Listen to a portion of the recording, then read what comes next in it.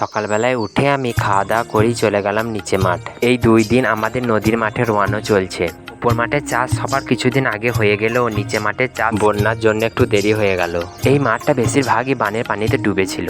যাদের বানের আগে রোয়া হয়েছিল তাদের রোয়া প্রায় নষ্ট হয়ে গেছে, কেউ কেউ আবার নতুন করে রোয়াচ্ছে। অতিরিক্ত বৃষ্টির জন্য মাঠে ঢোঁড়া সাপের উপদ্রবটা একটু বেশি এবছরে। এতে একবারে লাইন দিয়ে যাচ্ছে মনে হচ্ছে। যে দাদারা আমাদের ধান রোয়াচ্ছে সেই দাদাদেরকে আমি জমি দেখিয়ে বাকি জমির আমি পানি দেখে বাড়ির দিকে হাঁটা দিলাম। আর 2 দিনের মধ্যে এই মাঠটাও প্রায় সবার রোয়ানো কমপ্লিট হয়ে যাবে। বাড়ি এসে খাওয়া দাওয়া করি আমি আর রেহান বেরিয়ে পড়লাম কুরমুন যাবার জন্য। দুপুরও হয়ে গিয়েছিল আর আজকে গরমটাও ছিল সেই রকম। কোথায় গেলেই সাহেদকে খুব মিস করি। সারাদিন মাঠে থাকার পরেই দুপুরের দিকে কুরমুন যেতে হচ্ছিল, একটু বিরক্তও লাগছে। তারপরে কারেন্টের অফিসে গিয়ে আমরা চটপট কাজটা মিটিয়ে নিলাম। তারপরেই দুজনে চলে গেলাম একবার ব্যাংকে।